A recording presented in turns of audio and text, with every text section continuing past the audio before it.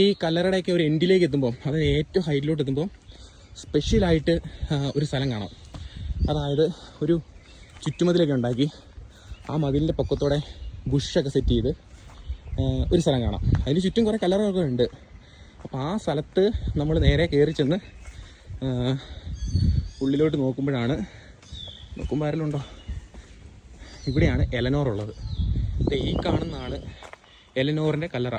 അതായത് മൂന്നാർ CSI ചർച്ചിൽ ചരിത്രത്തിൽ രജിസ്റ്ററിൽ ആദ്യമായിട്ട് രജിസ്റ്റർ ചെയ്ത കല്ലറയാണ് ഈ കാണുന്നത്. ഇവരുടെ ആഗ്രഹപ്രകാരമാണ് ഇവിടെ കല്ലറ വന്നതും പള്ളി വന്നതും ഇതൊരു ചരിത്രത്തിൻ്റെ ഭാഗമായതും. നിങ്ങൾക്ക് ഈ കല്ലറ കാണാൻ സാധിക്കും. എലനോർ ഇസബൽ മെയ് എന്നാണ് അവരുടെ മുഴുവൻ പേര്.